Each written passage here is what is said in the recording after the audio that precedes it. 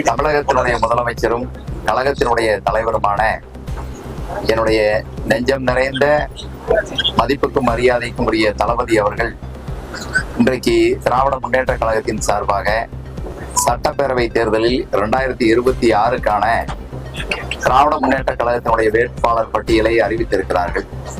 இந்த வேட்பாளர் பட்டியலில் ஈரோடு மாவட்டத்தை பெருந்துறை தொகுதியில மாண்புமிகு தளபதி அவர்கள் திராவிட முன்னேற்ற கழகத்தின் சார்பாக உதயசூரியன் சின்னத்திலே போட்டியிடுவதற்காக எனக்கு ஒரு அரிய வாய்ப்பை இன்றைக்கு வழங்கி இருக்கிறார்கள். இந்த நேரத்தில் ஊடக நண்பர்கள் மூலமாக நான் சொல்லிக் கொள்வது, நான் இந்த நேரத்தில் நினைத்து பார்ப்பது என் தாய், என்னை பெற்றெடுத்த நல்லம்மா அவர்கள், என்னுடைய தந்தை தெய்வ சிகாமணி அவர்களுக்கு அடுத்தபடியாக இந்த வாய்ப்பை மீண்டும் எனக்கு கொடுத்து இந்த பெருந்துறை தொகுதி மக்களுக்கு மீண்டும் நல்ல பல திட்டங்களை இந்த செயல்படுத்துவதற்கு இந்த அரசுக்கும் இந்த பெருந்துறை தொகுதிக்கும் ஒரு பாலமாக நான் இருப்பேன் என்கிற நம்பிக்கையோடு தளபதி அவர்கள் இன்றைக்கு வேட்பாளராக அறிவித்திருக்கிறார்கள். என்ன நம்பிக்கையோடு தளபதி அவர்கள் என்னை வேட்பாளராக அறிவித்தார்களோ அந்த நம்பிக்கையை காப்பாற்றுகிற வகையில் என்னுடைய பணி இருக்கும்.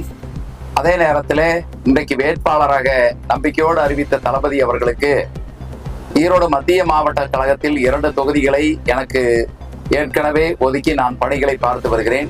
அந்த அடிப்படையில் பெருந்துறை தொகுதி, பவானி தொகுதி, இந்த 2 தொகுதிகளையும் திராவிட முன்னேற்ற கழகத்திற்காக நான் கடுமையாக உழைத்து அந்த வெற்றிக்கணியை நமது தமிழக முதல்வருடைய பொற்பாதங்களில் நான் சமர்ப்பிப்பேன் என்பதை ஊடக நண்பர்கள் வாயிலாக நான் தெரிவித்துக் கொள்கிறேன்.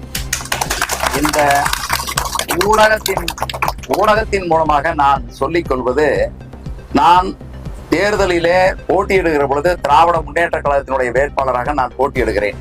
இந்த வெற்றிக்கு பின்னால் நான் ஒரு கட்சி ஒரு ஆதரவாளராக இல்லாமல் நான் மக்களுக்கான ஒரு நல்ல சட்டமன்ற உறுப்பினராக, ஒரு எல்லா இயக்கத்தையும் எல்லா நிலையில் இருக்கக்கூடிய மக்களையும் அரவணைத்து அனுசரித்து செல்லக்கூடிய ஒரு நல்ல சட்டமன்ற உறுப்பினராக நான் நிச்சயமாக பணியாற்றுவேன். அதற்கு தளபதி அவர்கள் என்றைக்கும் எனக்கு பக்கபலமாக இருப்பார்கள். ஏற்கனவே அவர் ஒவ்வொரு முறையும் சொல்லுகிற பொழுது, இயக்கம் என்பது அந்த இயக்கம் உங்களை ஏழிப்படியாக ஏற்றினாலும் கூட அந்த மக்களுக்கு நீங்கள் பணியாற்றுகிற பொழுது அந்த இயக்கத்திற்கு அப்பாற்பட்டு ஏற்கனவே தளபதி அவர்கள் சொல்லி இருக்கிறார்கள், நான் முதலமைச்சராக வந்த பின்னால் எனக்கு ஓட்டளித்தவர்களுக்கும் நான் முதல்வராக இருக்கிறேன், எனக்கு ஓட்டு போடாதவர்களுக்கும் நான் முதல்வராக பணியாற்றுவேன் என்று சொல்லி இருக்கிறார்கள். அதை போலவே இந்த தேர்தலை பொறுத்தவரையில பெருந்துறை தொகுதி மக்கள் நம்பிக்கையோடு என்னுடைய வேட்பாளர் அறிவிப்பின் பொழுதே என் மீது பாசத்தை காட்டி வருகிறார்கள்.